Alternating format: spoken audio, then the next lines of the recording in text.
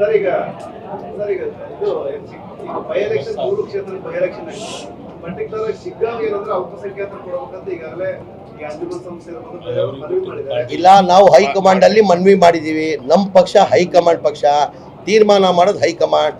ನಾವು ಕೇಳಿದೀವಿ 5 ಬಾರಿಯಿಂದ ಮುಸಲ್ಮಾನ್ ಅಲ್ಪಸಂಖ್ಯಾತರೇ ಕೊಡ್ಕೊಂಡು ಬರ್ತಾ ಇರೋದು. ಈ ಬಾರಿನ ಅಲ್ಪಸಂಖ್ಯಾತರು ಕೊಡ್ಬೇಕಂತ ನಾವು ಕೇಳಿದೀವಿ.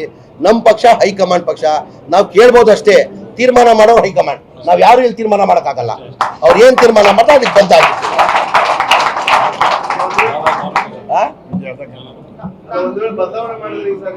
ಸರ್. ಈಗ ನಮ್ಮ ಪಕ್ಷ ಹೈಕಮಾಂಡ್ ಪಕ್ಷ, ಅವ್ರಿಗೆ ಗೆರೆ ಹಾಕಿದ್ ಗೆರೆ ಡಾಟಲ್ಲ ನಾವು.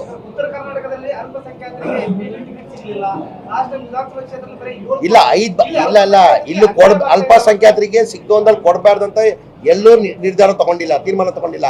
ಅದೇನಾಗಿದೆ, ಆಲ್ರೆಡಿ 5 ಸತಿ ಕೊಟ್ಟಿದ್ದೀವಿ, 5 ಸತಿ ಸೋತಿದ್ದೀವಿ.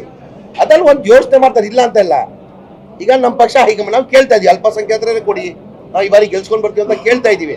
ಅಂದ್ರೆ ನಮ್ಮ ಪಕ್ಷ ಹೈಕಮಾಂಡ್ ಪಕ್ಷ, ತೀರ್ಮಾನ ಮಾಡ್ಬೇಕಾಗಿದೆ ಅವರು.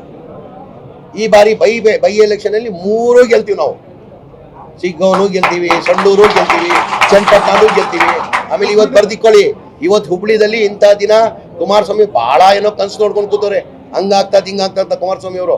ಬರ್ದಿಕೊಳ್ಳಿ, ಇವತ್ತು ದಿನ ಬರ್ದಿಕೊಳ್ಳಿ, ಹುಬ್ಳಿದಲ್ಲಿ ಇಂಥ ದಿನ ಸಮೀರ್ ಅವ್ರು ಹೇಳಿದಾರಂತ.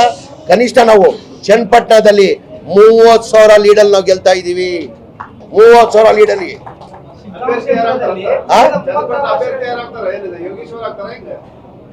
ರಾಹುಲ್ ಗಾಂಧಿ ಅಭ್ಯರ್ಥಿ, ಮಲ್ಲಿಕಾರ್ಜುನ ಅಭ್ಯರ್ಥಿ, ಸೋನಿಯಾ ಗಾಂಧಿ ಅಭ್ಯರ್ಥಿ, DK ಶಿವಕುಮಾರ್ ಅಭ್ಯರ್ಥಿ, ಸಿದ್ದರಾಮಯ್ಯ ಅಭ್ಯರ್ಥಿ.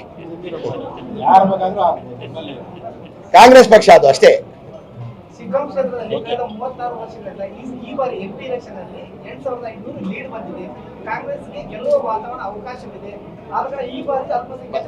ನಾವು ಕೇಳಿದೀವಿ ಸರ್, ಅದೇ ಸರ್ ನಾವು ಕೇಳಿದೀವಿ, ಇಲ್ಲ ಅಂತ ಇಲ್ಲ, ನಾವು ಹೇಳ್ತಾ ಇಲ್ಲ, ನಾವು ಕೇಳಿದೀವಿ.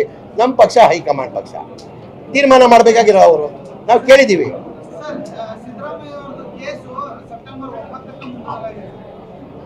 ಸರ್. ಆ ಕೇಸಲ್ಲಿ ಏನೇನು ಇಲ್ಲ. ನನಗೆ ಅದಕ್ಕಿಂತ ಮುಂಚೆ ಹೇಳಿದೆ, ನ್ಯಾಯಾಲಯದ ಬಗ್ಗೆ ನಮ್ಗೆ ವಿಶ್ವಾಸ ಇದೆ. ನ್ಯಾಯಾಲಯದಲ್ಲಿ ನಮ್ಗೆ ನ್ಯಾಯ ಸಿಗ್ತದೆ, ನಮ್ಗೆ ಗೆಲುವು ಆಗ್ತದೆ.